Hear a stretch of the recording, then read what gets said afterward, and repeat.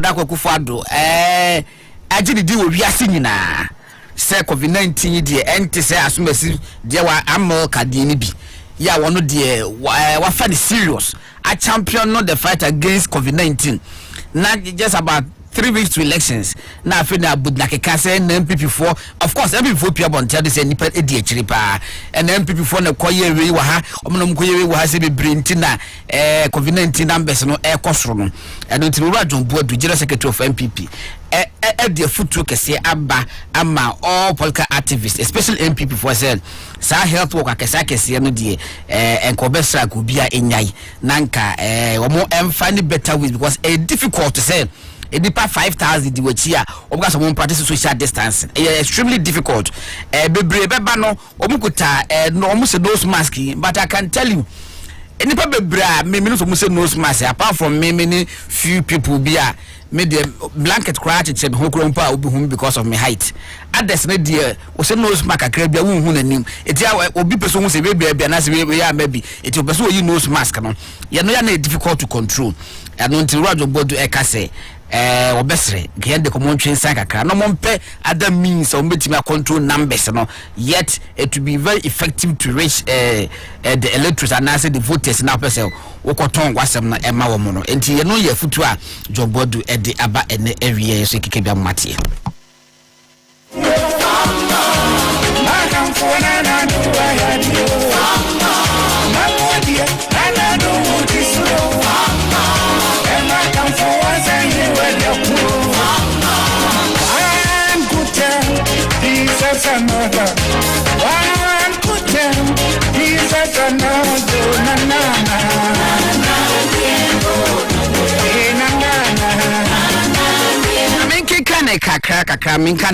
The MPP is seriously concerned with the increasing spate of non-adherence to the health protocols of COVID-19 prevention by the Ghanaian public, particularly among the political class during these times of heightened campaign activities ahead of the 2020 general elections.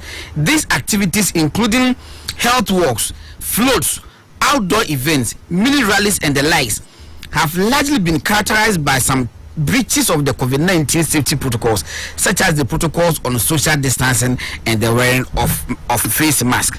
In the wake of the rising Ghana's new coronavirus cases over the past 2 weeks, raising concerns about a possible second wave of virus in the country, the NPP admonishes its members and sympathizers, including the various regional and constituency campaign teams, to limit campaign activities that involve mass gatherings. As much as possible, health walks and mini rallies should be discouraged, especially where it is becoming difficult or impossible to enforce the safety protocols. The lives of our countrymen and women can certainly not be jeopardized on the altar of political expediency, and so observance of the protocols cannot be compromised regardless of the times we are in. We are signed by John Boadu. We bring a twasso, but me can first 3 paragraphs no.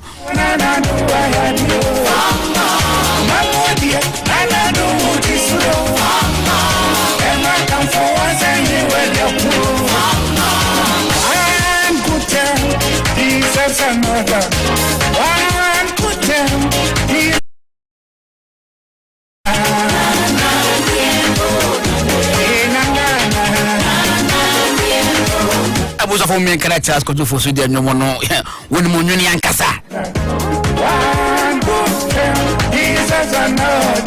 Etiba mi sense so biem general secretary of the new patriotic party Owura John Boadu or the adesrekese pa na ema wo bibia MPP4 what was and motivating for who say yes, who show strength the ayana eye. Nanso so no COVID-19 ti obesre health walk ni float ni outdoor rallies ni nyina no obesre se say den kian twen sense kakra but doesn't mean say e be ni pattern maka ho abomu ko door to door akodi nkomo kakra sa canvas ne de mo betime but the nipa numbers ne be dosun ama ebeye din pa say wo parliamentary candidate ana say constituency chairman ana regional executive wo betime control ne de Owura John Boadu say enkaso for the meantime no mo twen sense kakra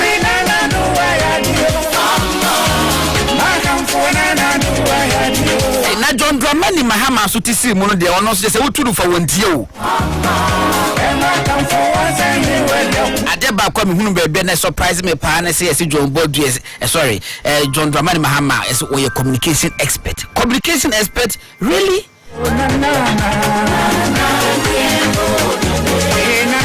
and as a communication expert die ni ke beye hu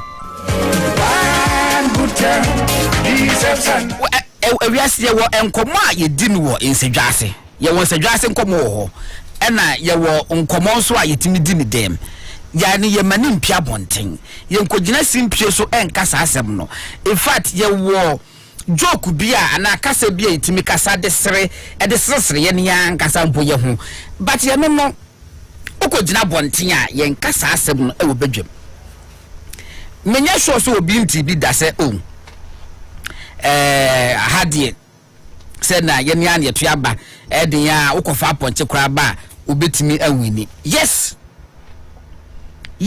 me jiri se obi atibi da wo Ghana ba what bi da se panimu agire simpie so ahwe wo nipa anim akasa asem na kire mo se monse monsa no na han mo de MPP fo afa mo se nwa wafa mo se tese wafamofo wanka do wafamofo krampo ono aka so osisimo na MPP fo ni mu say atomantam ha ene asante mantam wo de kumase bakasa asemo yo se kumase ha de mo de aponche kura begina hono mo a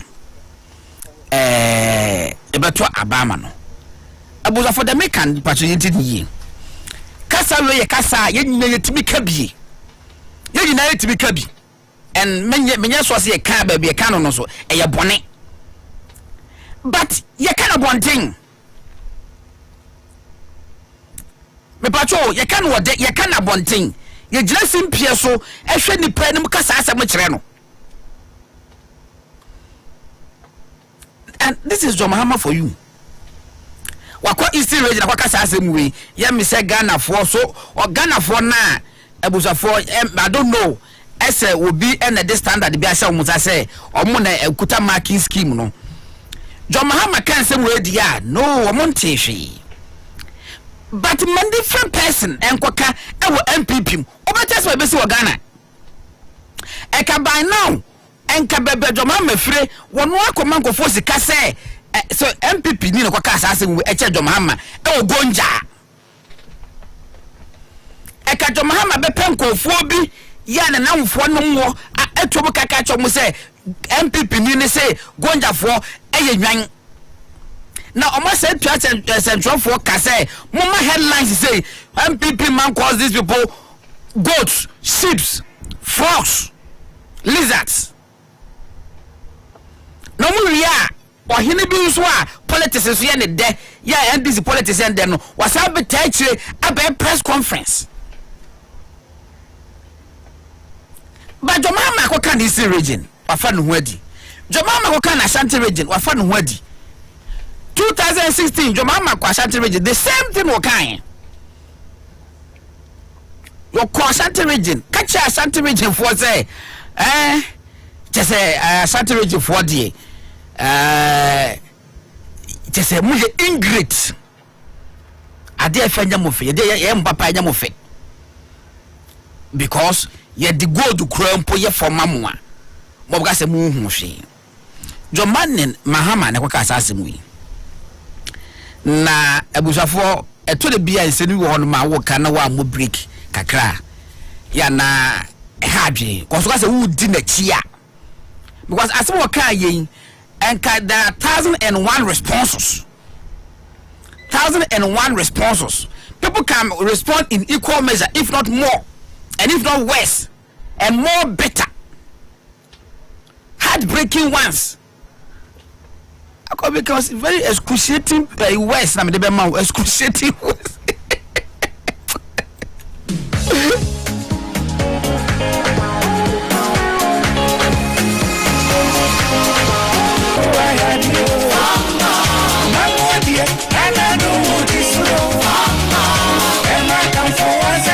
for the make nyina ne say asema John Mahama beka no wafa no ho adi no MPP ni ka kota on survival e was system no adentra aden na Ghana for after different marketing schemes for two political parties.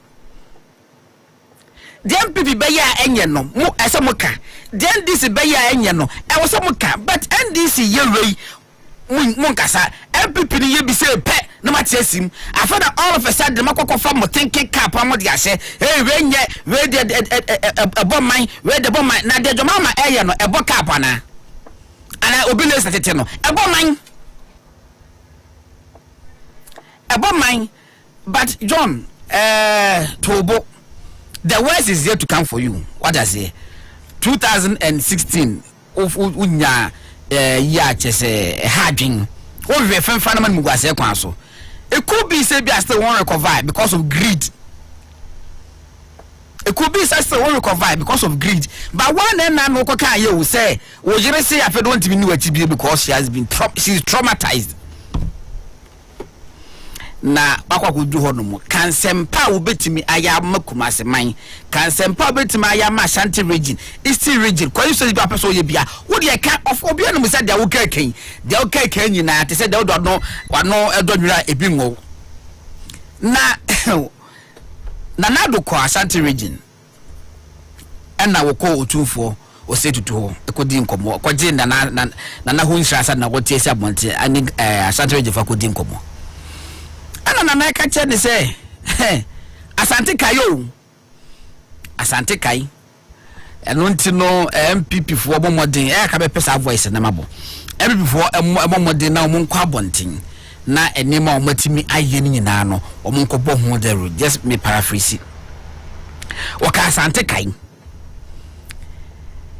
na aso John Mahama twiwa enye hwe wo de twiwa yobika ye din na jigu hu se otumfo o se tutu aka asem e wona hemfie manhia palace a John Mahama na wo becha Asante regionfo ase so otumfo aka asem a e wa Asante region ama Asante regionfo ate ase a John Mahama na wo becha Asantefo akafo residents in Asante region twi mu wona becha obi twi da asma wo da wo and asma ko kan ye no wa busa wo ye se asma wo kan no sese bi brothers ami kristoni na makosa madafo e wo mosque na eye kenka Quran na bia malam na church mu a mi kristoni mi se davi se no Quran kan ye no eye sa na se kire mi kristoni mi ta ko church Quran ma che kamoni silvi mam mintimi likewise the same vein say na John Mahama na wo beka aso be chechire otufo say to kasa wakamu pato yeti ase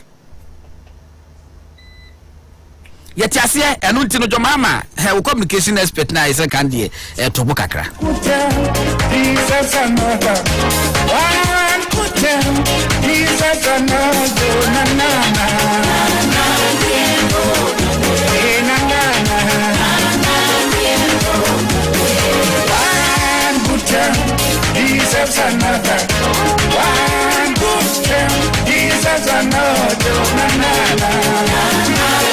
all right said the Jordan yes starting you know you focus on northeast Savannah and in northern region internet cry you be telephone lines and penfo Adhering komo ho say so far MPP by between 2017 and 2020 yeah ye kwakoto abey enkobo be no metimi di abo amane be no meka che say obampanyim esuma mo say monkoye ministers wa ha monkoye MC wa ha say e wo three northern regions no northern region Savannah and then northeast no so far it is saying enye nyina ni timi opportunity e koso ho no but it say no so a eso mutimbo amane na me it say yes de e koso e ho no ye bo momode ase be call commission ne mpedifo akwakodinko because say kwapa me kind no if we started the messages e say indeed enra no say omo check here no omo di ama omo complaining to omo superiors but still na am say omo nya proper feedback bia according to them no and internet sempany for unless you say bia me I'm sure said there will be a better way out say bia you beat him edi ehonko but for aha election reference setup for the meantime no dey mo me teachers ko for so kakra why Jesus another one could tell Jesus another na na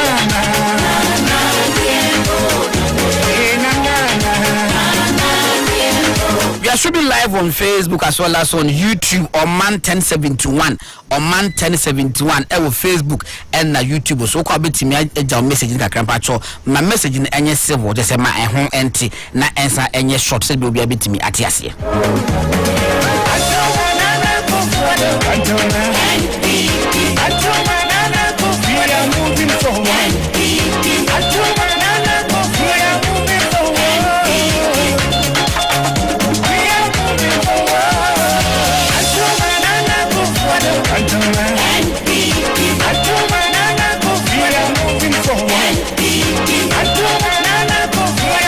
Busa for men kwa ahomano so na mene honorable Solomon Namlet Boa on the North East Regional Minister enko di enko Minister ya Mohamed akwa baba Omanfm.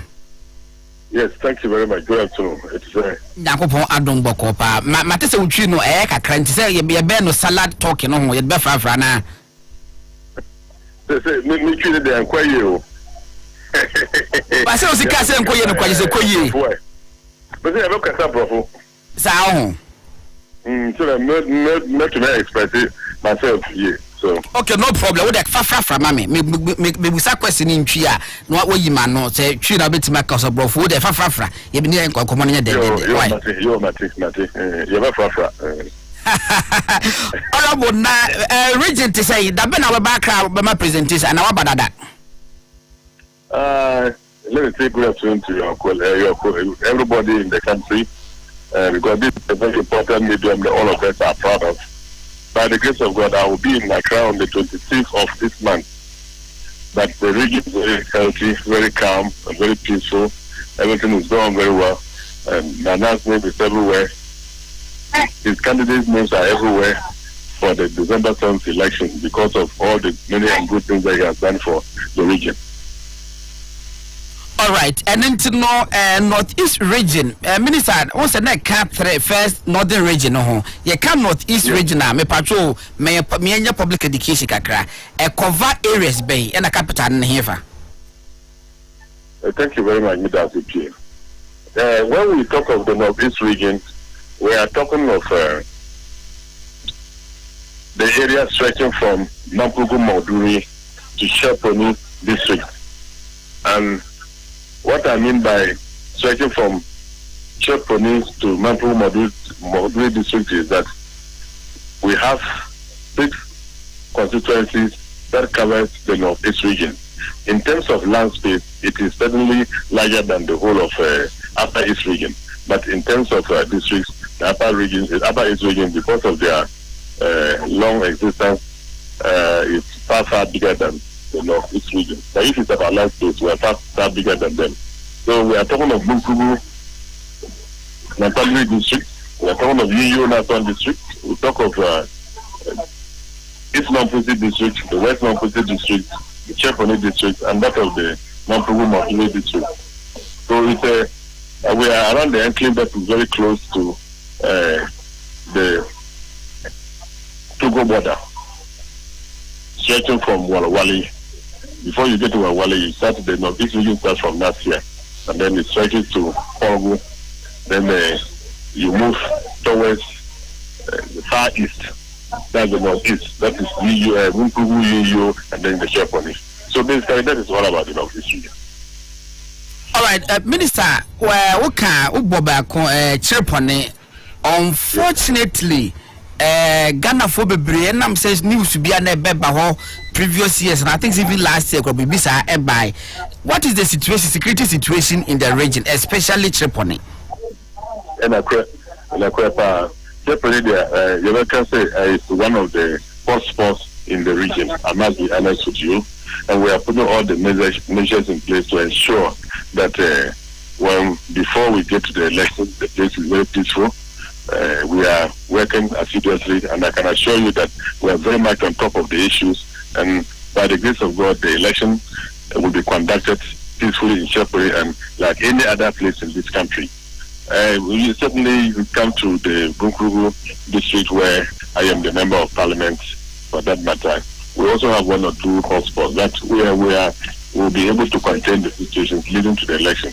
You will hear a lot of things, but I can assure you that as we inch closer to the day of the election, where all what you are hearing, at the end of the day, 90% of them will just be hearsay.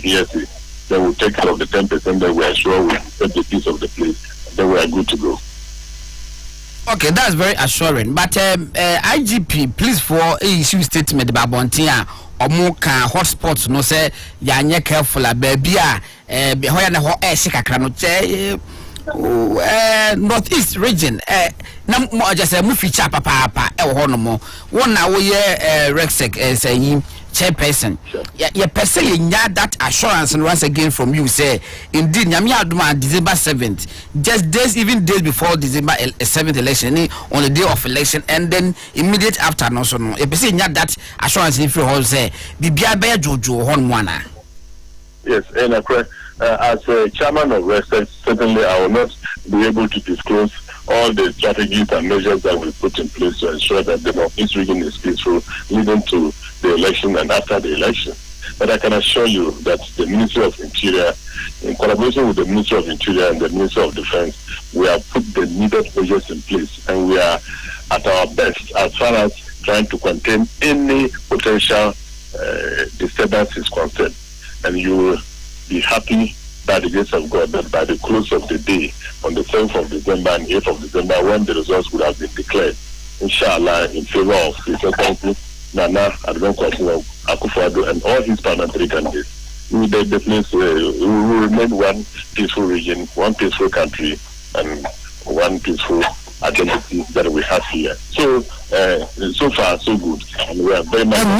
We will be having a wrestling meeting tomorrow as I speak to you to finalize modalities leading to the election. But I'm also sure that one or two wrestling meetings will equally be put in place. We will be put in place to ensure during the election meeting. We will need to review what we are going to come out with tomorrow, and then inching closer to December 1st, we're going to have another very strategic wrestling meeting so that we can wrap up the very gray areas. But then we have dotted all the I's and crossed the T's to make sure that everything ends very well.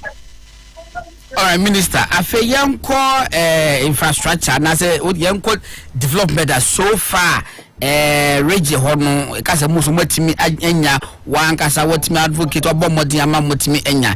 Ye first of all yanko yanhwe education crop first. Say northern region na mo wo education e hono mo dada.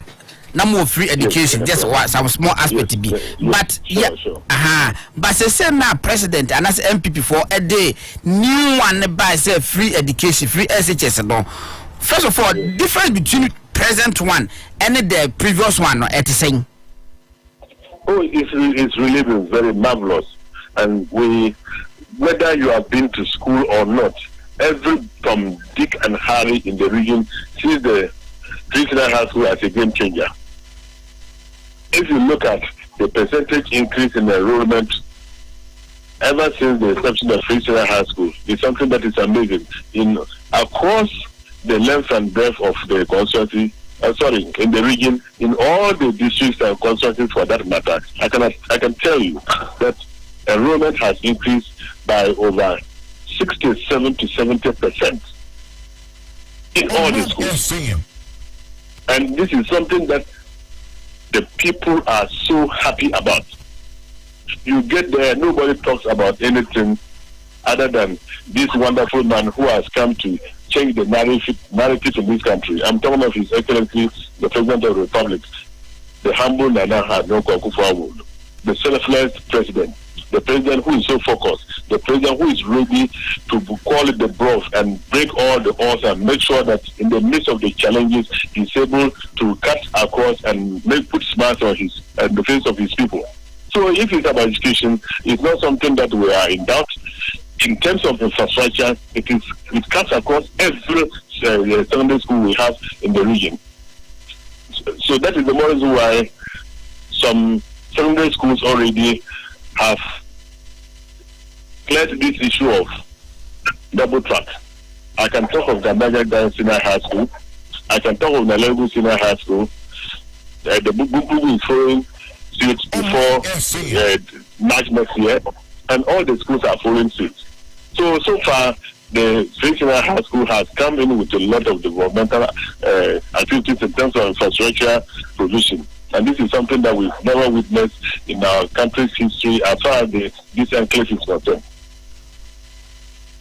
Wow, I see. Now, me patrol, what me and mammy, a yiki to be say, now cast enrollment crumple, akosrono. It's not quite surprising, say, now a free education, ever one more than that. But still, now enrollment in our form as compared to now free education offered by MPP government led by another Gokufu, I don't know. I feel there was an enrollment board ekosro. I didn't try. Yes. But who says the free education that existed in the Northeast region and the country for that matter is the same as the one that was introduced by the late president Dr. Kwame Nkrumah. They are far different.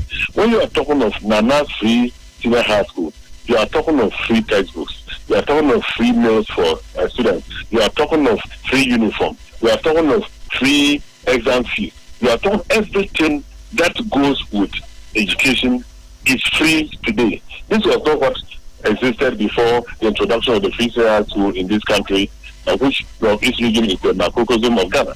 So for me, when people say there was free education in the north, I just wonder what they are talking about. Yes, there was some bit of free education as compared to what was happening down south. But now free education is total. Total means that everything is free, and that is the difference between that of the current democratic dispensation that has brought about this free senior high school, and that of what existed during the time of Nkrumah that took us up to this far. So this is the significant difference, and people it's so visible that you ask anybody on the street whether he's going to school or not, he will tell you that don't even talk about what has happened under His Excellency President Nana Adhering. Not at all. It's amazing. Sometimes I ask myself, I say, hey, if we can have the likes of His Excellency Nana Akufo-Addo to lead this country for the next 10 to 16 years. For the next 10 to 16 years, I can assure you that Ghana will be a place that cannot be compared to any other place in this world. Let's be very honest with ourselves. Even those who are the naysayers, just for the sake of politics, they know too well that what is happening in this country today is something that is a shock to everybody, even within the NPP fraternity. That some people keep asking themselves, how has this president been able to do it? It is about being courageous and being focused as far as utilization of the country's resources to change the narrative of this country is concerned. And this is all what Nana does. Very selfless in nature. He cares little about whether he comes from. He wants to make sure that the ordinary person in a village called Tatara in Buku gets the benefit of whatever is called natural resources in the western region that has produced oil. He cares little about whoever is hiding around a village called Kambasias in Buku and making sure that anything that comes from cocoa benefits everyone from Dick and Harry. So this is the significant difference between Nana and any other president that this country has. And I can tell you that it's something that we are so happy about, and everybody is really praising Nana for it. Great. Still on education, young core education infrastructure. So far, no infrastructure. It is a yeni home komaka. Infrastructure, only God knows. So it's so amazing. I've been saying, and those who have had the privilege to come to Northeast on a number of occasions. And I want to also challenge somebody like you who is far away in Accra to just one day get time and come up and go to every Sunday school and you put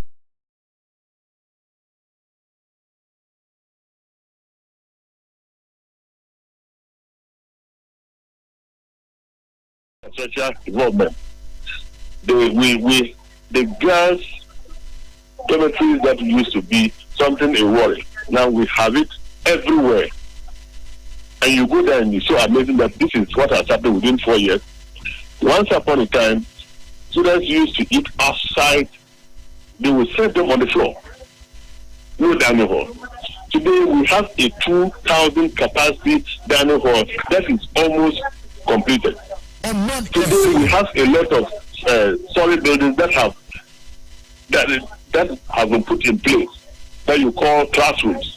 You get there and you don't even want to leave the school. All is to admire what is happening. This is something that is happening in every secondary school in the region.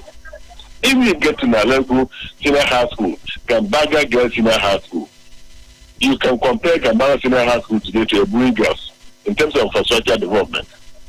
If you go to Wallis Senior High School today, you can compare it to Accra Academy or any other first class secondary school you have in this country.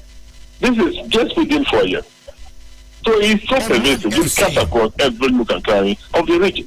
So infrastructure, we are very satisfied. But the education minister keeps telling us that we should expect more.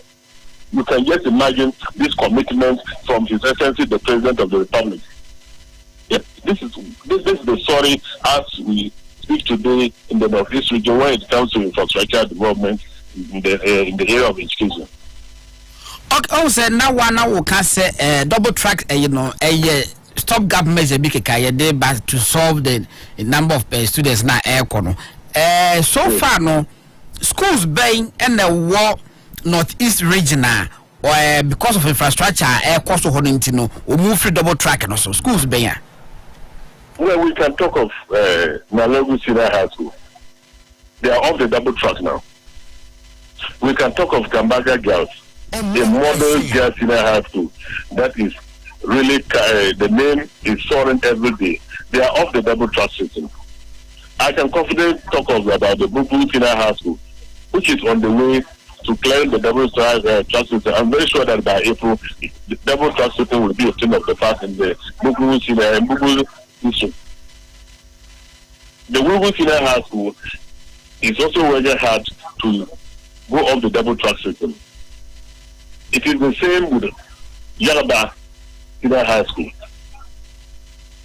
It is the same with Sheponi Senior High School.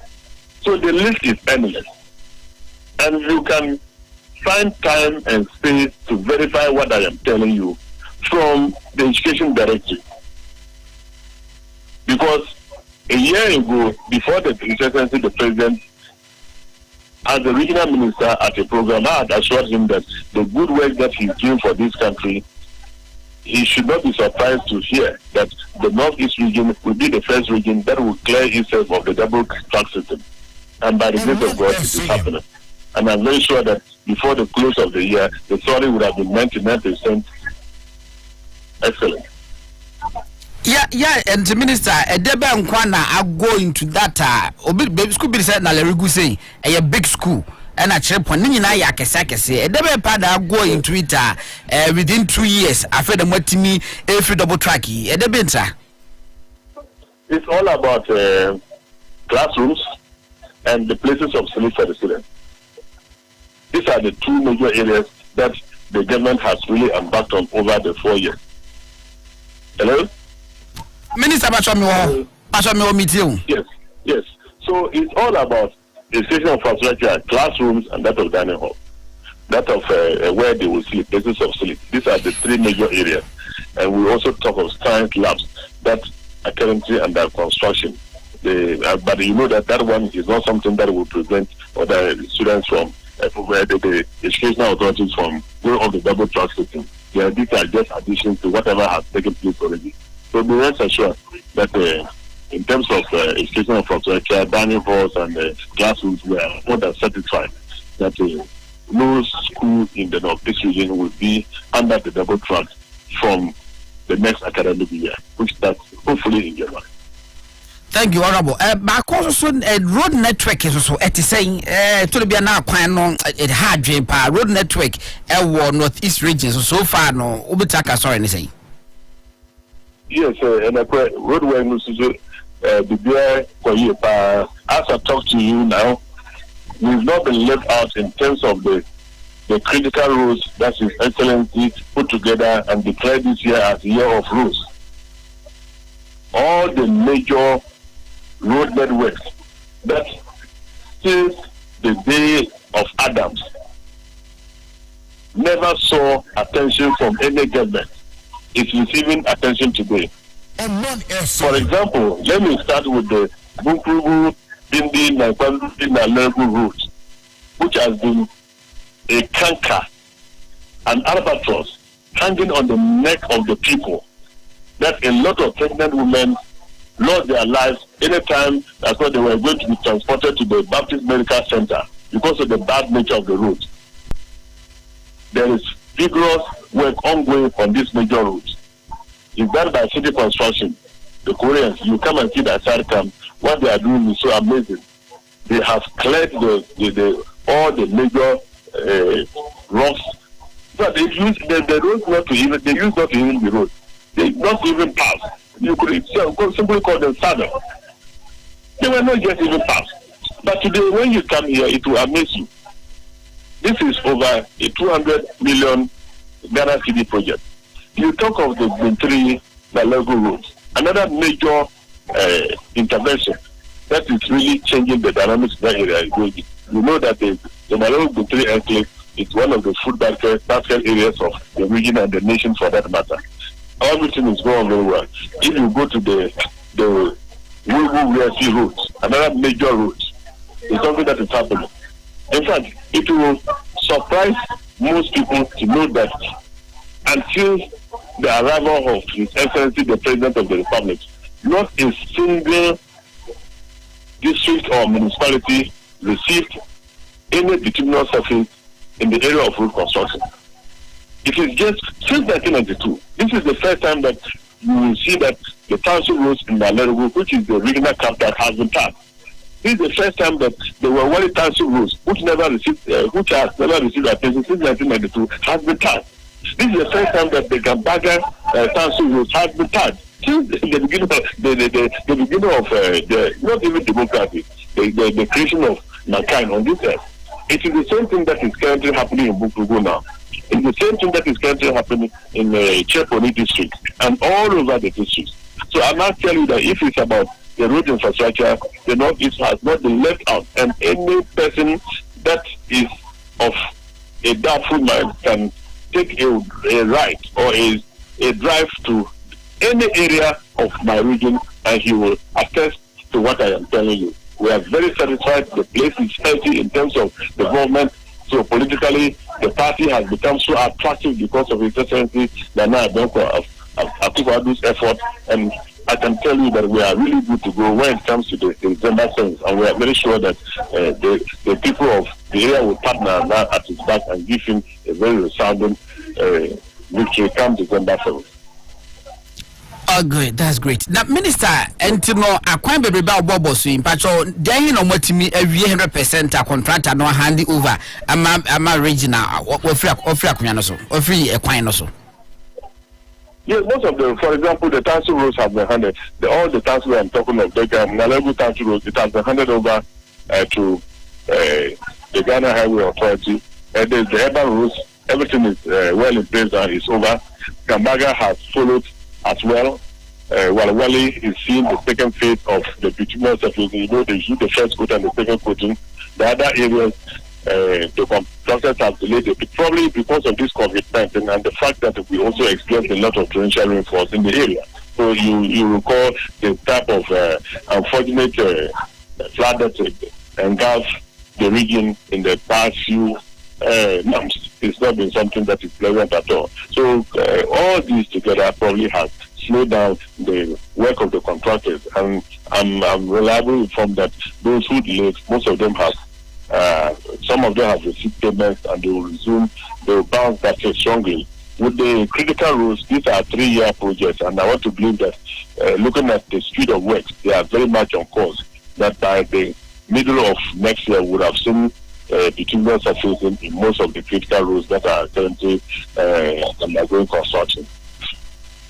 Great. Minister, you be able kwam wako, but Musa we na my brief kakra small you say in terms of health kakra and minimum say one district one factory no so no northeast region so monya kakra and now one village one dam no so kakra honoma where they just within 5 minutes can you na boom na because matter say so another important meeting this no 5 rallies many to say no quite but I'll just do my best and wrap up with you. That's in bad. terms of in terms of the one district one factory, like I say, we have not been left out. For example, we have a watermelon factory that is 70% complete in the West Mamposi. That is where Wale constituency. We also have this butter factory that is also under construction. It's also complete, but they are yet to kickstart the processing of shea butter in that enclave. A rice processing factory is also under construction in the West Memphis. That is Walwale. In fact, that area has been blessed because coincidentally it appears to also attract so much attention from the private sector because of this strategic location in the region. Because it's on the major highway leading to the Upper East region, and a lot of private investors have developed so much interest in it, and they think that when they pitch camp around the area, it will, these are business people. But the other districts are also receiving attention very soon. I know very well that before the close of next year, some of the other projects that are upcoming in the area of the industrial transformation of this country are seriously under incubation, and very soon or they will come out of that area, and then people will begin to see. We cannot use 4 years to put everything in place. We never say that we're going to use the 4 years to let everything suit our operation as is the factory. But the people are very happy that the signs are very clear that this country means business. In terms of one village, one dam, it is so pervasive. It cuts across every district. Yes, when we started the one village, one dam, we had some challenges when the rains came last year, and we had to take lessons from there and improve on whatever was constructed. Few of the dams gave us some challenges, but we'll be able to resolve that, and they are now masterpieces all over. And when you come, you see water. Our animals, especially, will keep smiling until the next rains. So far, farmers are very happy with the one village, one dam. Whoever is somewhere and telling you that the one village, one dam is a sham, the fellow is just being mischievous because we are in a political era. But the one village, one dam is also presented all over, with changing lives, and people are very happy about it. Honorable Solomon Namlet Boa, Northeast Regional Minister, response to Eba. If you lawyer from Pennyfoot, be grassroots for much say they are so much impressed with your delivery today. They are very impressed. Thank you very much, Mr. We give that to the Almighty God. It's honorable. You better back later. Maybe just a week before elections. No, never be doing work. Thank you, Omanfm. Thank you very much. All right, Abusafo, I don't know a Northeast Region Minister, Honorable Solomon Namlet Bua, and now 1 year Eddie and Common. Now, feedback na many deal. My main country was Enko for Esomania Minister Kasana Wakanopa. Tim say he's really much on top of the region. Na Eka Ebeko Savannah, and so na Yako could di and Como, Ebeko Savannah could di and Common say so far no et say na will be the other by was say 1 day. A quina okay, Gambaga Quino was a fantastic pa a man because tourism na so ewo hon no bi say Gambaga di him said one of the most visited or patronized tourist sites ewo Ghana na ye no eka ho enti no sa eneti na me ka see ye streaming live ewo Facebook and YouTube until bitimi edo messages no aba ma me kwame ko hwe message kakra mo dia aba na buso for me demo enche na okay 1 minute. Okay, it's backward there by Bismarck and Nana Brown. Was say Mahama and his people can never be in power again. Samson ya Owusu. If I watch the atmosphere, you can see clearly that Nana has won, but we need to work hard to finish the race comfortably. Adenta Accra. Samson ya Ofusu. What okay, me read it on the no, and then Kojo Friye. A headmaster, I don't know. Could you? Was a for more to do more. George Ansa, you are doing a great work for Mother Ghana. For more for Nana to do more from Ansa George Achim Asafo. Mabna T. Robert, Mr. G. Okay, go now. Sorry. Please, can I have your email address, please? Okay, Medebe Mount. And we saw the about Sapon Atadania. Was God, can I have your number? Okay, someone like okay. Bright Eduasai, responsible Ghanaians are patiently waiting to humiliate greedy and insensitive John Dramani Mahama on December 7th. Isaac Kwesi Uredu, Nanadu all the way, good work done for more to do more. Dostel Ghana, watching you live from China. China now COVID no more than to assess. It's in one day, but to me, experience kakra ewo was say Mahama and his people are just wasting their time and money because Nana will win 2020 elections hands down.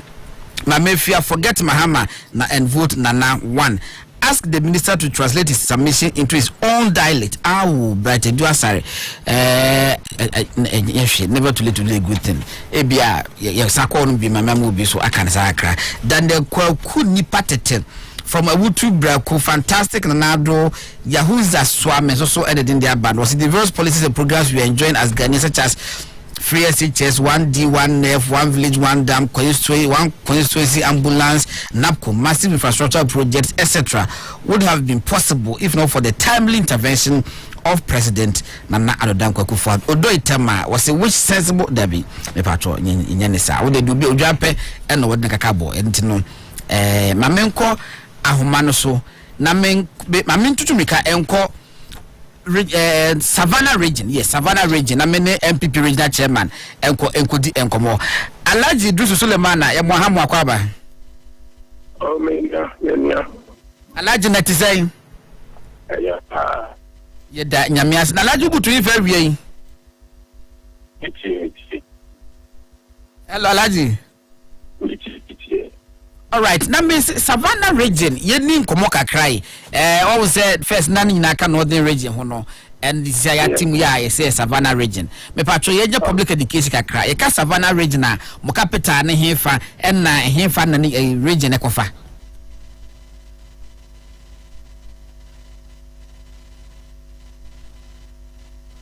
Hello. Hello chairman. I'm here. Chairman, na me busa say my public education kakra e was Savannah region.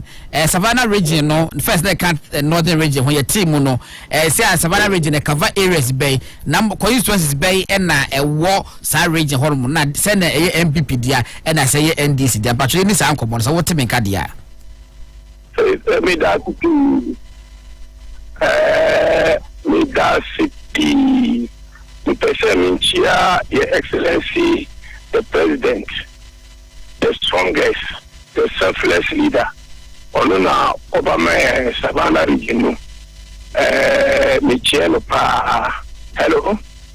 Chairman Pacho Metunka Pa. Chairman Metunka Tikasa. Yeah, Michelle Pa. And yeah, region na northern region. If you are the Pananado at 4. And yeah.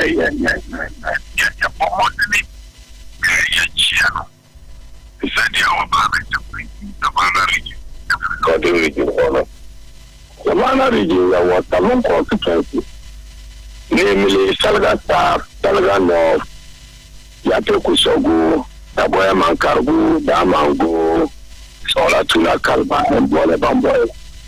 Now, Sisia de Kano, Yawa Akwenya Bako. Canada staff and regional minister. All right, it's no so region Mukuta only one constituency on. Mukuta only one constituency. And this Kuta have many seats. And this Kuta 30. Okay. And this kuta 6 and amukuta 1. Na so far we share many region minister Adhering komonti na me pese me say that no akọ what do you call it development across but there dey be beka 1 or 2 bi. We share so far changes are omanpanyi etimi dey aba Savannah region hono mo a as region chairman do you think is 2020 elections in maho ade betima akoso bi a mutanya mienu na me se bi aka ba akona mukuta no ho ana Savannah region Yamia do me na me kate Savannah regional chairman ye benye majority seat every 7 or so. So ejuma de His Excellency Nana Akufo-Addo on Vice President Dr. Mahmoud Bawumia omuye no bebri se anu creation of Savannah region ko no my name be namely your Ghana Education Service situated at Damango, and I have Ghana Health Service, and I also what the Boyman Cargo, and I have Ghana Highways, and I also Salga South, that is East Gonja, and I have Agric, Minister of Agric, and I also Bole Bamboy. These are bigger structures and the administration the François Braille Savannah region. So say I say Savannah region for now. The 1 village 1 dump no be ekoso and napco and planting for food and a free SHI for our deprived students. So say because we are looking for development. We are not looking for tribal figures. So the now do I hear no and then never ma say you have a majority seat on the dashi. All right, chairman, and until no a course Savannah honomoa. Ukasa isi akropono metesa wo ka bibifa 1 village 1 dam no ho. And now na Jomahama and Nam Tamale. Me just no nams. What I'm tabla bonting and was what Nam Tabala bonting. 1 village 1 dam baby. We were quite regional chairman. I was Savannah no. But you bet me about Bakumi Nubia 1 village 1 dam. Akoso pa then can show to my yin. Oba Yapekusova. You were told me. Ena oba da Boyman Kargwa yewo kupoto ena oba da Mangwa yewo Yipala ena uko Salga no fire yewo Jilo and ye be brave but you know if somebody doesn't want to know what is going on you will never so all the three. I don't just 1 village 1 dam there. I will hold my said Obobodi and to be a say hold my is what all the three.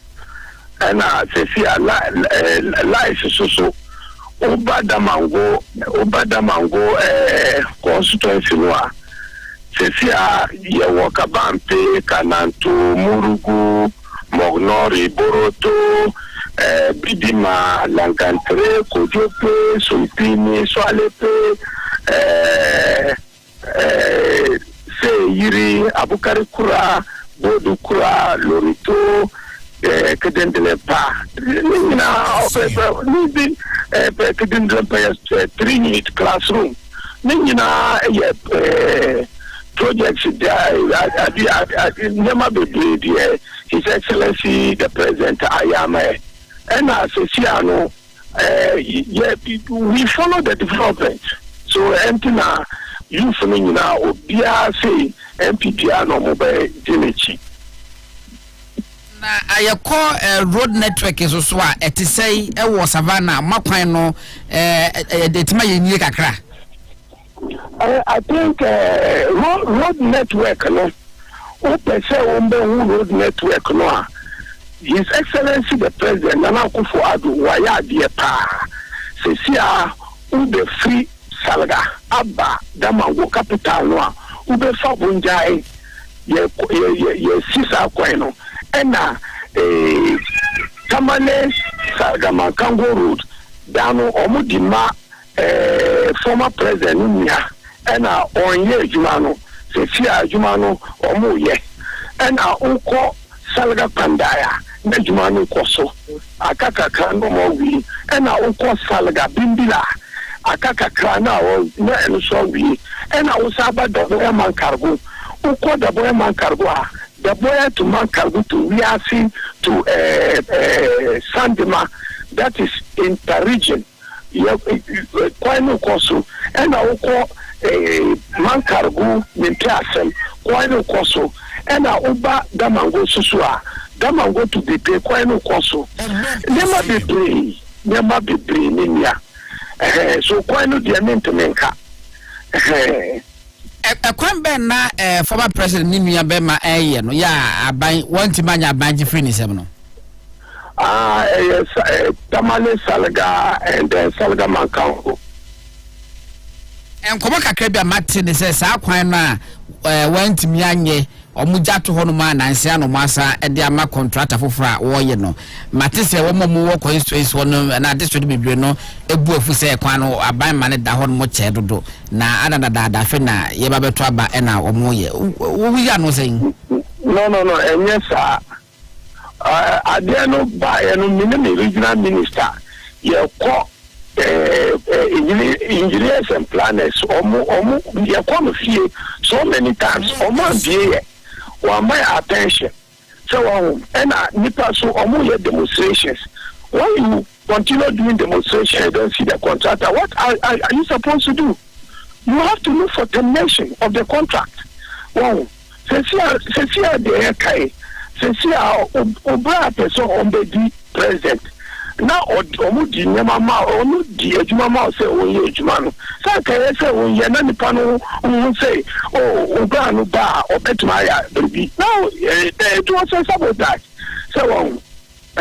So Cecilia no contractor there all year no say no mo your contractors mean Ghanaian construction war and engineers and planners so but why is it that the new construction no yejuma and engineers and planners no yejuma? Meanwhile, engineers and planners no mobilization that is 12 million Ghana cedis. Upla Kobisa or highway road and highways in Kobisa.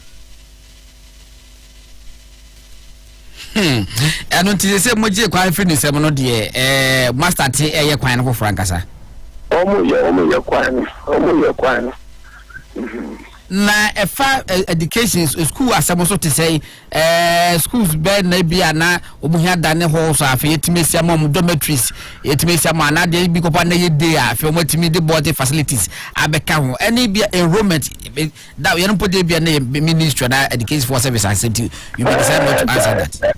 So I mean, say when it comes to education, the NPP government is number one. Say na nyamia dum omuye ballot no na Akufo-Addo akwafa number one. So na Akufo-Addo education no oya number one because Savannah region ye deprived Egypt. Normally call for monthly call SS. Says na Akufo-Addo ban free SHS no amo bia ko SS no and Dama go secondary dormitories and classes so yes and in day school in the Urejapa senior high so dormitories and classes almost the pre and over prepare secondary almost uko bolia almost uko sola almost school bia no say schools in the Ghana has school bia almost classes and dormitories and inshallah education no here no the same capability so one kasa Chairman, where me no sorry see chairman where me ni sa ho patrol language be na wo kan wo krom kasa ye de hin ni krom kasa no ye gonja o ka gonja ni ka gonja pa okay it wona Joma Hama nyina mu ka gonja ye ka gonja o ye mi ni pa sa All right, and to know me patrol, come on, you won't do no, just in a minute or two, but a top fire will go into Cassam, now any young wine. So, lecture Savannah regional people care. Think and cover Omanfm Kakolama, Asa and Bunu, Kosone, His Excellency Nana Kufuadu, Naura, Warranse, and Savannah region. And can't don't think I'm a Kashington, a Warasu Damta, and Savannah region. As well as Warranse and the Savannah region, a Wara Epana, and Wara as before our schools, Sanye electricity, that is light, and I'm going to go light. Neighbor Biko Tubala, Asunkuma, and answer Anitiana, so Kambar free SHS and Basani. Neighbor Biko to Namuke, like as soon as I've been linked. Banito, Ambo, June, Bramatana, you secondary school, I'm going to care at new secondary school. So, Benan Bishi, I shall want a quota, Tambak Sample, and Tamofinka, Kashintena, Uncle Conference, Kulina, Namebo, Biko to, Aninchi, a conference is Damta, a two party care, or the baby. So, Cabre, and Takuchora, Asi, Niko, so Ajia Fati, and Takuchora, Asama, Riga, executive care, and Takuchora, Asama, minister. Le ebe support ntamo kuchora chora Savannah keke ebore chanito. Alaji ya na unfortunate na homa no atiko no alaji na homa na atiko. Awe foti Alaji Idris Suleiman na ne obi din AK bia bemdaka be busana ke aman baba ne yada na sepase wonye ho abote no ne di enkomo na wosan etimi aka no gonja kasa mu within about 2 minutes ama obi a wo so omonte aka kasa no gonja fo ha no so no omotimi atiase for now.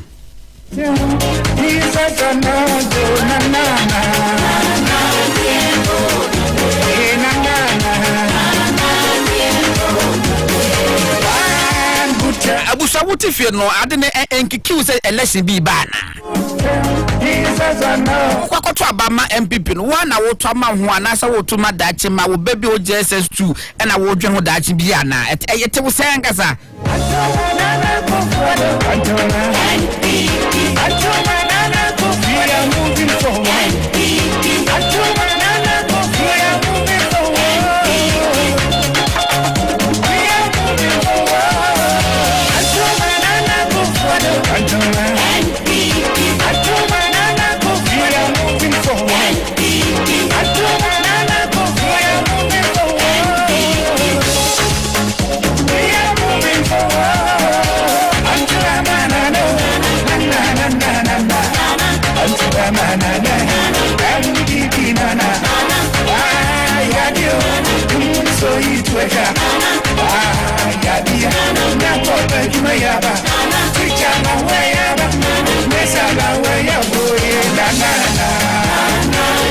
for so born to the BG say take you 5 years as I know what me at lyrics and ankasa see but we dey yes e muda ho kakra na meboa si do so no to etwa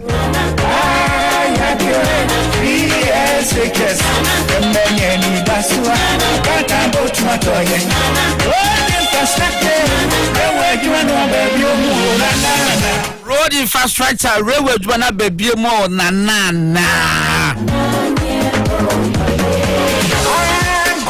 yes, of course, this is Election Reference Center. The fever is on.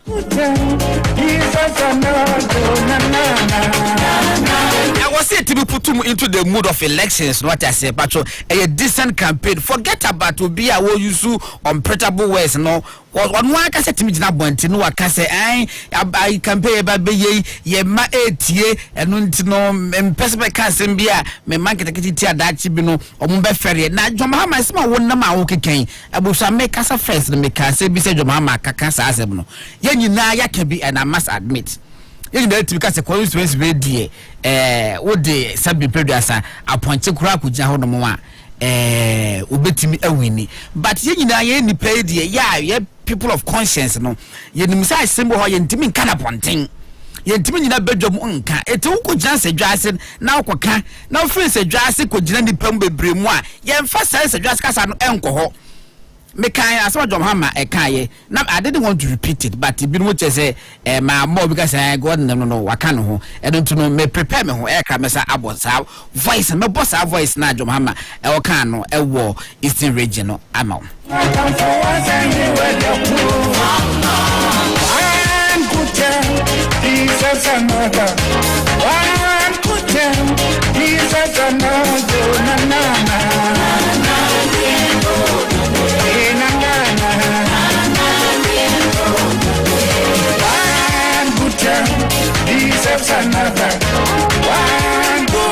While I may prepare my boss voice, Namasa called Northern Region, Mamma asked me 4 lines, no mean 5 calls, Sipa, Namasa, Akoyam Subikompo, Abba. Hello, good afternoon. Hello. Hello, good afternoon. Good afternoon. Patrol didn't be a free. Guma West. Okay, Guma West, the campaign at the same Honomo. Masa, a kofum, Yabolusu, entity Bolusu Fit. There be say a coffee ban and just MP Belusu. I can't. Patrol. There was reason I'm a day kind As a Junction Road to Guma Fancy. Ever since, you know, last Sunday, they call what's a required campaign or catch me say, go to me, contact me your NDC, I'm warning it's a money year road, you know, into empty no one, or Bolusu, that seat, you know. there be no there okasa me no nyaju because ukọ baby na kwoti asem ba ko a constituency no eso and yes, it's not just about road and our constituency ba ko it will be our other bia motivation ultimately to abantene for all the waka ye betimi gidi se constituency for no so 80 we betimi afre 0245 638 748 and 0508 346 915 0245 638-748 0508-346-915. O friend patrol, we didn't come off our questions. We say, campaign no, send a airbush. Hello, good afternoon. Hello, good afternoon, Gordon. Maybe I can say free. Because I think I'm watching. Oh, yeah, boat, young boy. Me I can't get me produce on the market for because we get one pay mama na on the set. Was say because they organ has na esibo puni e me dey call court omuna so say na ko form ra ho no ko bro ko kwan e jide na don be mama e tell me e mi sama chami say to say wa boni a ofan ko court no the court is here say e ya to so e ma sami du ka me nya 100% e boni say kima o be twa mo ho say an la ke no ha manji dia bi so organ ha. All right, yeah, both me that's my main call Ahomano. So, hello, good afternoon. What to say? My mother to book a crabby Ahomano to book a crab and way. Wow, my mother Ahomano. I am a local.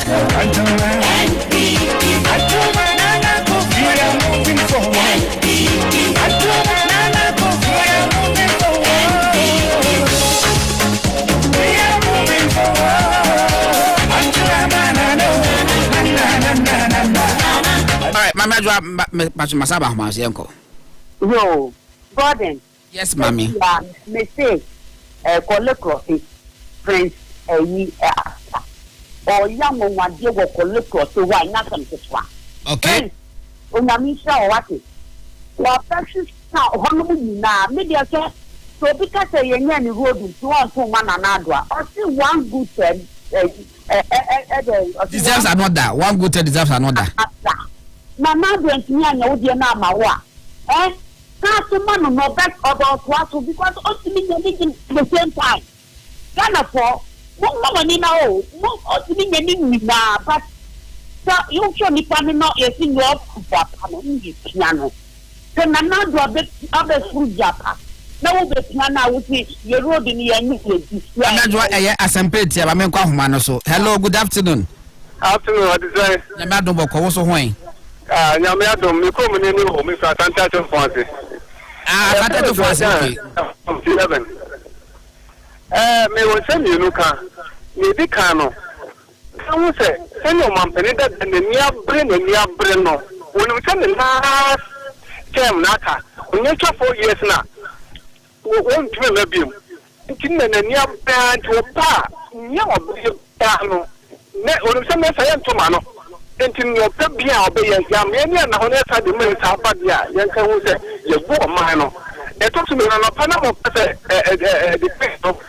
Paranum, the boat spoke, Marty. Last time, because of about 5 to 6 visitors, classic. Once you are then a woman, down. And then I say, it cannot be a course from the coast of Banua phone. But maybe I'm a call baby, why I can see it. And to be from the house of some business as Adhering. And some won't share their house without the most the partner, the animal heavy, the meat, the animal rich. And some months down on the next time the school of Banoma Casino. Yet another say, and in Apple, almost that's it. Hello, good afternoon. Hello. Hello, good afternoon. Good afternoon, God, you say. Nyako Pardo Bocosway. The cassette about it. Pacho, you radio, no, I'm a pacho. Okay, you must. Eh, Yamiadu May. Because you ain't no one or Yadiafa. Now, I feel with the mission now, Mahamo, 2 can cry, and then if you can't about my neighbor, in the trouble TV. Oh, Miss Obia, we are few. It's in a man echo. All right, yes, so yeah, that's it, Papa.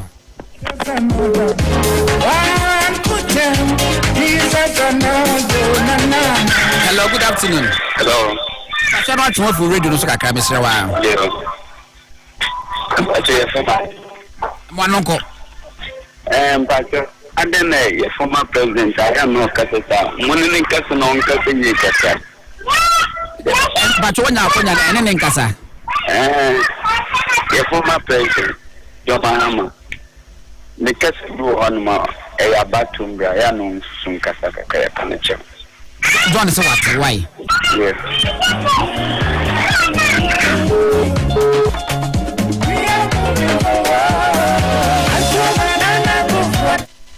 Hello, good afternoon. Good afternoon. But what do you be a Cassa free? God in Patron and I'm ready down to now. I'm one uncle. Why? Yo, God in me say, maybe fear me too. No. ABC with the CSHS. Of faith for that farm and enough farm and it. None of my mate now Puma a charge. And I make a woman tears and say, I would day. So CSHS, I'm a Baba Rapper.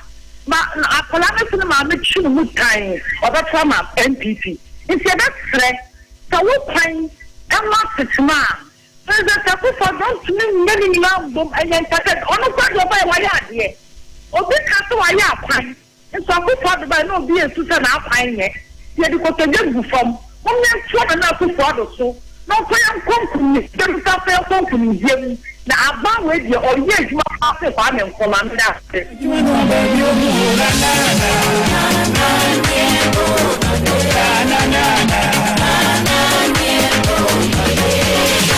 at the tail end in ABA Besama Busa for opportunity the Macasa be 2 minutes. But for the meantime, dear, John Mahama and Nawo Kasa Ewo at Samotafo and Asama Ura John Dramani Mahama, former president of the Republic of Ghana. Yes, he said was a NDC flag bearer. Asama Wakaye no in interview for me na yenti. Bia omudin kunimo ha. Omo agene say so go upon chimpo. Now the MPP flag to China on that one man.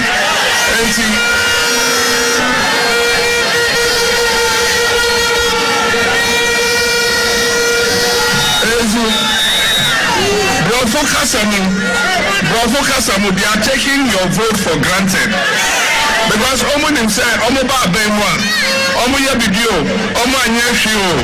So Omo they appointed Bejina, mo ba twa ma appointed no. Ezu Debia Omo din kunimo ha. Omo agene say so go for appointed. Now the MPP flag to China on that one man.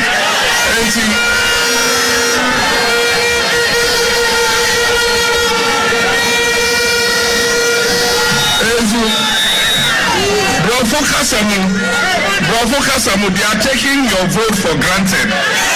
Because Oman himself, Omo ba benwa, Omo ya video, Omo anya shio, so Omo de appointed bejina, mo ba twa ma appointed no. Ezu debia Omo din kunimo ha. Omo adwene say, so okofa appointed po. Now the MPP flag chitrena, on that twa ma enti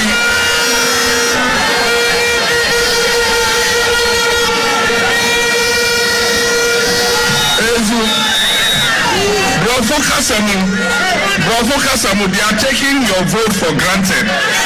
Because Oman himself, Omo ba benwa, Omo ya video, Omo anya shio, so Omo de appointed bejina, mo ba twa ma appointed no. Ezu abusafo enunti no John Dramani Mahama asema wode kotu dwa ewo achemtafo abra wanya akonya se woni enipa bedi nkomo na wakasi nipa mabam ho meso bi nipa mba be ka asem bam na to mokoma so na motimato abama me and use the goat analogy. The goat analogy. Now what the one gasa wo so odwan mu de ye me say I don't know. Bibia odwan and I'm your dead goat and I'm your punchy say na me your punchy say and I look ya was say yi oboko no obekwa share first say government tracker no obeko website so kwa no hu bibia obo wan say anantwie ene edi agro no fa kwa je say jodra baba efrisi e won say anantwie edi agro da. I don't know whether you were hallucinating or not, but any day, Mama Kwahman is not many Roger Donfe, we senior research fellow University of Ghana, Legon, and Kokodi and Komo. Doc Mohammed Kwabanet saying, yeah, we are welcome. And yet, as or Brennan Yaba, why your research is remember we crashes. My just about 5 or 8, 10 minutes been a year shady, and I near see a call. The three northern regions now, the Fed northern region is actually me and Sano. Yan for me now, come on, and to say dynamics in there, what more to say. So far, no, and go for research on my year near if I would do Kumaka when ya boss, one name maintain the seat, one share, will be loose, one equal be dear. In this uncle, no. Okay, I mean, sorry, Mamma was in a mincha with you for an area. My main friendship, the friend of East and region. I'm telling you, I think you all see regions and the I'm talking about Northeast. Now, in the Southeast regions, and sorry, it's consequences. It was three MPP and military. And the Gazette, cassette. Now, we have 15 now. Yeah, because we are child, do not return. Not in terms of the president and the Kufadu. The Doche, you are done, Zaman Maham.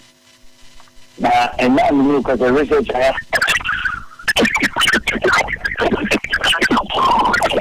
Unfortunately, me say Doc Ahmad no yes Tabi Kakati production behwe na wasa afre but for the meantime now ocean mame mojo mahama voice ni bi na buso for mo sent debia omudin kunimo ha omo adwene say so okofa aponchimpo now the MPP flag chitrena on that one man enti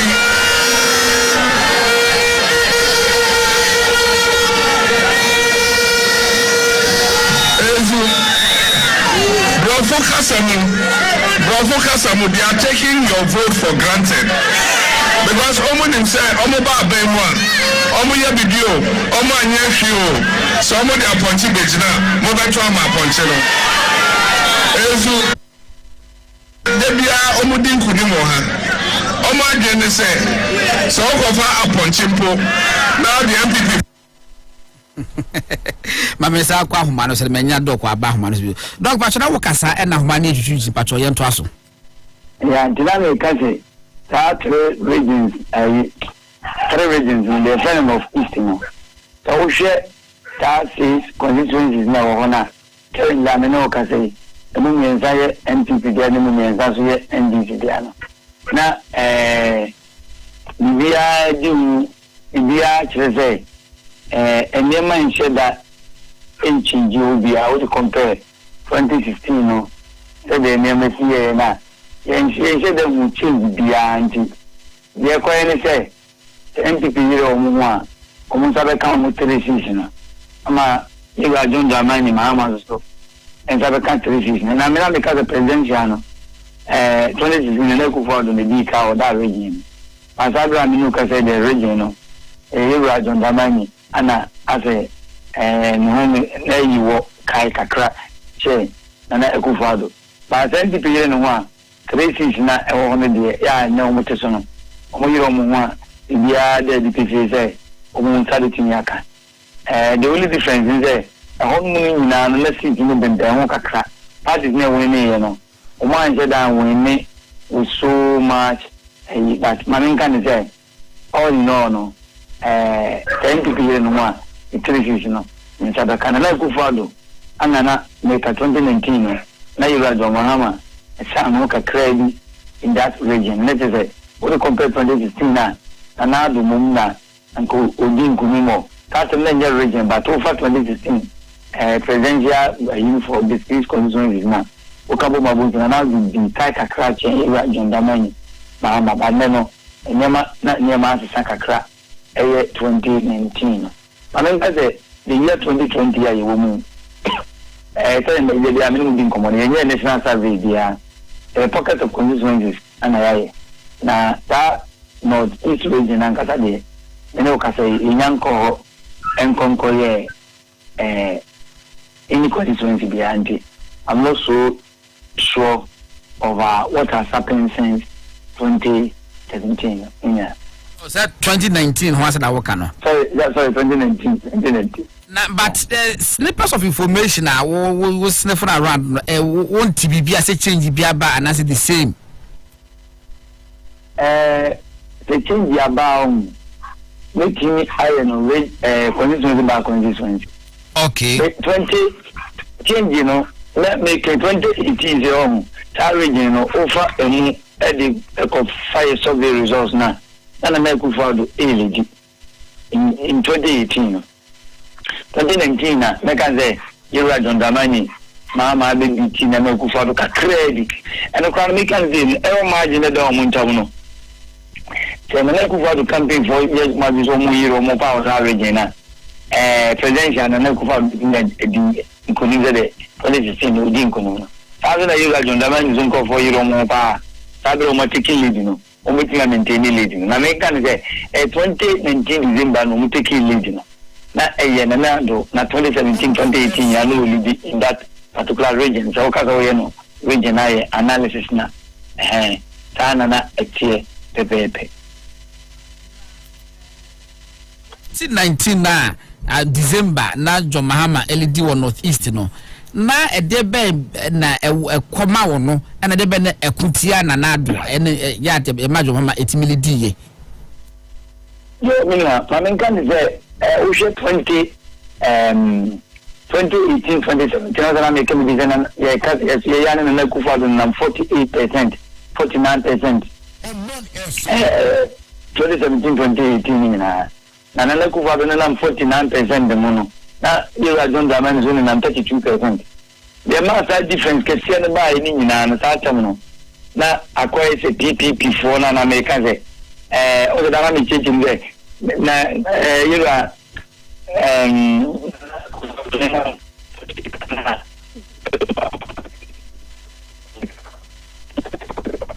before so now almost 7%. Let's see it now about 3%. CPP votes no. Yeah, now about 80% of it you know NDGBA. Say polls here. And the EPP votes over 90% every year and NDGBA. So that is a share would be shepherd at the Krama. 2018 year for bank I go for with me now. There 54 to 55%.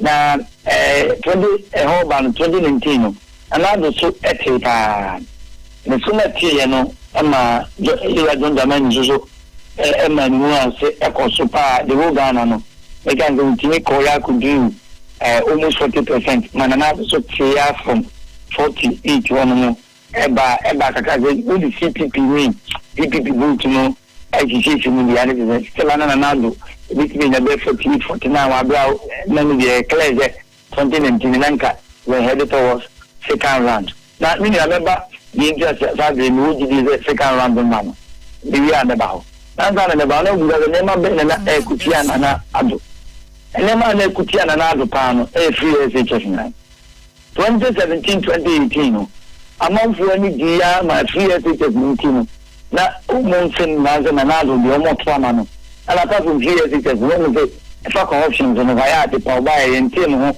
basa economy no mo say wa ma economy me jina pa ti sa ni ma we ye nyema na ema na ado e won kai pa na ye wa donda na ni no mo say sabe capacity system engineer machine no ko ana no bo mu kakra engineer engineer ma manfo en pen asem ade na obi mu ka fa dinso ebi mu ka fa adwuma na mi wa amanfo breye anamba se na ku fa so ade ba ko amanfo so mu bi pa planting for food and jobs na so na ekrafo no bu bi pa so wa ne no amwa na ye de boa omo farming no asa ise cost pa ma mo so nya ho kika farming ne pandina ema omo nam sa kwa we so ebo na na aba so pa ze o de nema kika ko yi pa emi ya 2019 adia ye hu ye ne say sa planting for food and job any free SHS na NDC tini kaze campaign message ema ni tini to amanfo asun na adia no mo ye mina the whole Ghana na regions are in Susanso Musopano, Baku voter region, Uchi region, and then the northern regions, and then western north. Now, that regions here, propaganda in your Tuni Musopano, no Mukofia, no Makubusa. Almost many mamma for Kasaya, qualitative interview, Kave, Omugabe, the NBC house. Omubano Mubusawa. No mobile phone no busa say free SHS na dey will enjoy bi ozibi ani no busa na e bank na wo ko tu ye no ana isirim emo na wo ko tu an won bi amawato osu baby o ka se mo ni na obi mo nto an mo say free SHS na in fact o busa so mobile phone kwa ni busa say wo ya be ma na won pre ja no na booking heart o be cho say free SHS na enti free SHS na 2017 2018 na ama NPP who pa no e dia titinu no o tini work at house campaign pa the whole Ghana e we firma catch man for pa so mo ba problem dia wo dia de free SHS na problem na ba na the Ghana so say ye that analytical nti wo tini yes sa campaign pa no edi da no mo yes ani na so no yes ani jam so and so now kana kra na dey ba ko ihu ni say almost every constituency of Kubiam there is a radio station that is owned by an NGO because neither it is in that constituency or then in the constituency for no it's Honsa.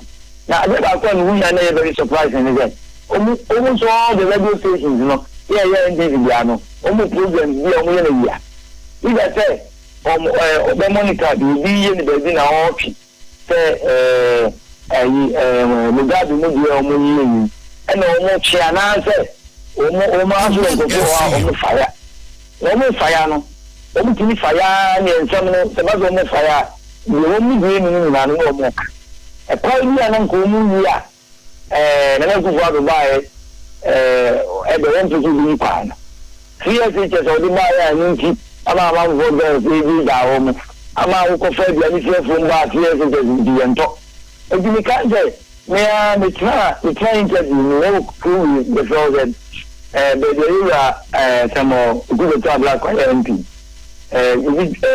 Japan another Japan ka ho Japan ni Northton try interview no a me African school teacher we need ya me and na me am timi South na ya ni in India and ado a kick off from an area room even school teacher we want to nka kan again the quality no fear it is never no quality na say na and I can't go this kind of school.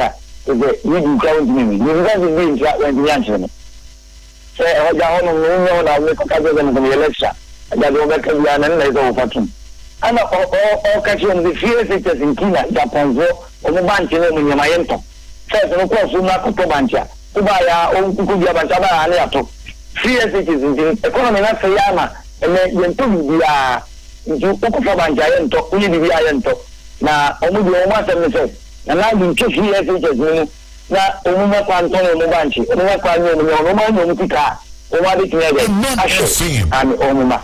That was the level omuti campaign no timi bonisem na ndi because that campaign omuti na beautiful day no and then the thing is the propaganda ni bi Ghana so in the next 8 years Ghana will be the most advanced country in the world.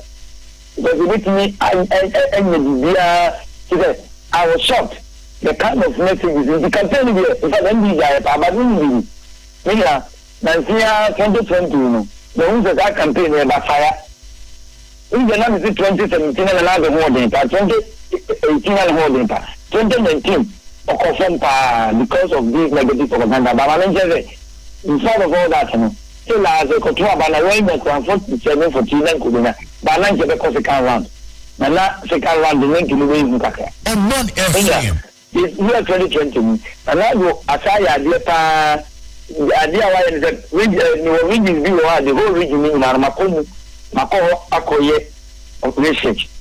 Yeah, when compared 2019 na mo de sa koso and that is na ho dinana 2020 na aya koye say the necessity or 20 at 18. In the non ma yenya apetadi se ye musebusa. Ni ya se ni nti na nanado. Na ho de sa koso sa na no cafe kwa no. You ni power show the mo quality data e de mai. Inye bi say ade na nanado all of a sudden na ho de sa koso exo sa. E bi mu fi say we will be mi yemu yi na katama covid ba yi no. Afa wo che do ama ya for ba. And one thing, about my yafon, up and another sempa. You will manage COVID. You want on the mayor, you can be pano, and then we see a Kunipano on the God on all ground one thing will do. Name so our kids is in Zuya. And I say, I'm in Kenya, won't you have no half? And you almost step up. No, your time to my last question. And Yami admin for the best I buja yentini and the best across the country. But last question, creation of new regions. You carve 2 regions out of northern regions in the Hobinya Treno. What impact kakra wa bato so na bema abano ay popular say or more aspiration or more I say we did that 50 years ago so muni regional or more pay. Do you think say new regions and it be buy no nkofo betimi agina so atobaba o mampanyana new regions na acquired region specific western north and non-FM new region appreciation you know and you be the but I need too much but it be more about almost about 5-6% if is a new region in the number trouble amana na ekufatu o region than by few conditions be Anna and what effect. But the do also be any wouldn't be no effect, you know. Nippon can't say more to by the because mention one of the main reasons why on the Twaba Amanado. Main reason as a Kamako now Uti region we have 4%. Now 4% in the ground we check disaggregation than by more. And you say, as in Chumuni than by those areas, then you say, as a woman energy said in the trouble and now because of the region. Now, Oku is a Kajibimone, Poisy cement, those some areas be what so almost is the Gubi. Now, as the Bank said, if you must cry, they say, Lankana and Lanka campaign. Oma do I'm ending the Oma campaign by almost message back home with the call out to say regions no can come over can move actually the Mabayano or Capitana Sebia Nanka Capitano town and then can be and I go to the my area. At NDC in the answer say, no, we do almost strategy, a copy, a campaign, no, we do not grow running in other one Canadian regional capital. And can only be in MPP town, I don't want to come out. The Trump Monoso Fiada, the Mecca Salaga, Sankomo, Kosovo Salaga, Salaga, Yanaki Baya, Eden Canadian capital, Yanaki, Yanaki, get the university, the now the town, and the court Amango. Don't said Amango won't be crackers, new region in Tino, Muga Trauma and Ecuador. Over Salaga was a new region, I created regional capital moment, only the trouble at Tia of the NPP. And in Tino, new region, and now the idea. And your money a positive one, as that is negative one. Among negative, I have heard neutralize the positive effect now and cannot edit the banner. And the play so too significant a EBR about 2 years, even though it has a little bit of effect in some pockets of constituencies. All right, Doc. Overall, but you are quite negative. I don't get the regional capitals, no man. Said if you go by, will be quite where the Quadimia Quatim Bufu is a second imagine where they can crowd to the Bufuba. It is on the Pegano. Only because a crack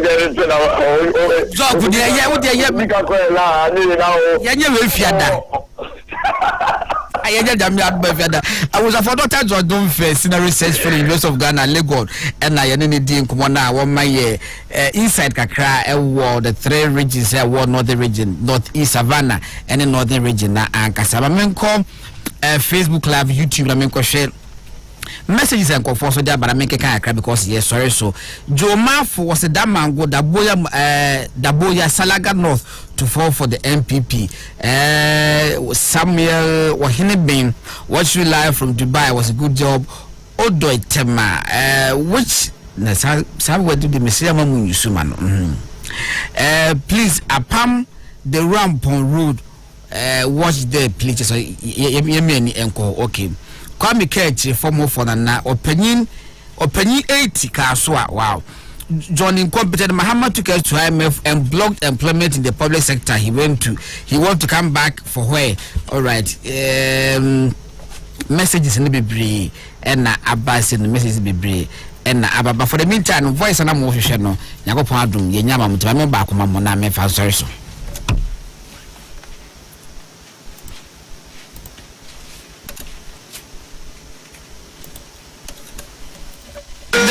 Omudin kudimo ha omo agene say so okofa aponchimpo now the MPP flag chitrena on beto amai enti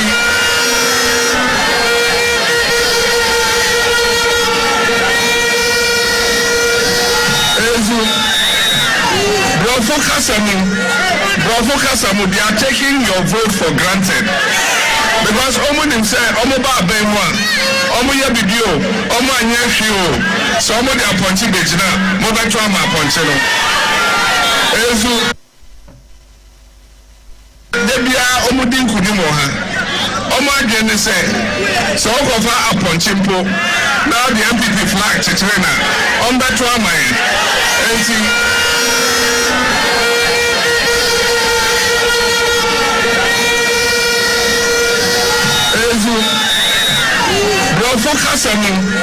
Bravo Kasamu, they are taking your vote for granted. Because Omo said, Omo ba ben one, Omo ye bidio, Omo anya hwe so Omo dey appoint bejina, mo beto am appoint no. Wa hwe Omanpanyin dada etimi gina abonte ekakasa ehon ntisi.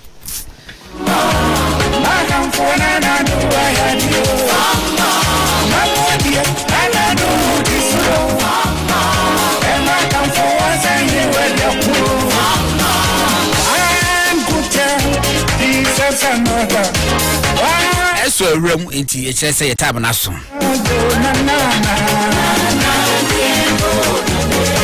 So for question about what we said, they say Ghana Hana ya wono.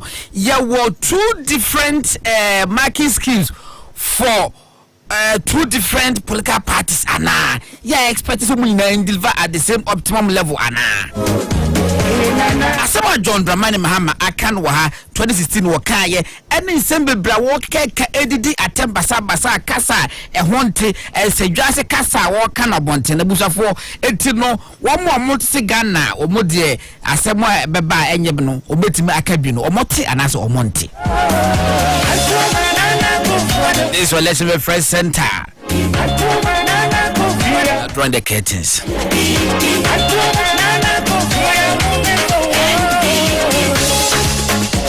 What the fuck we we superhuman what we boy juma. And the inches kabeba. Okay, was say hey, I'm high five. What a high one at the moment no. I'm high one. What they are wo.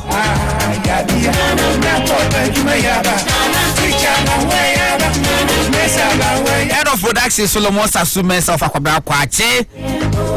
Rota Mose Okai will produce from away from home.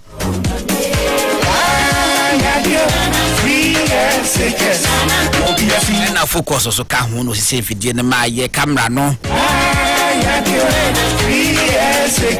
Vai Davidas and Nakofi Ima. Social media they say the Matthias Sepa mo boy Juma wo ho.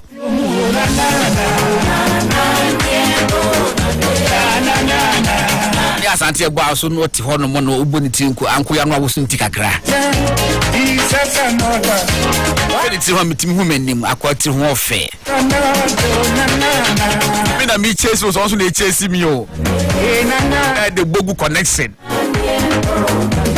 But John Dramani Mahama the goat analogy dear. One good Jesus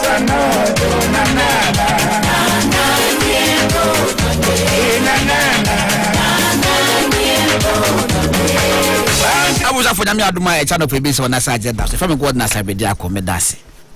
Nkomode de koso na won kwa wa obetan ha den nkwa me kobie menuma na obias kaka afofre asema ho ne say ubie wonum a ya nkaboni bi ba very unpleasant na ubie hunu kwa ya onfa so nka kire wo enyi se minimo masisa me toothpaste asisa ma brewo cleansing charcoal toothpaste and activated charcoal whitening mouthwash ebogam no ban e ma wo se den se pampan efiri wonum ebesia no e wo antibacterial properties ya ebua e combat bad breath na activated charcoal ye wo mu no eno so aboa ama wo se aye fite cleansing charcoal toothpaste any activated charcoal whitening mouthwash I am a last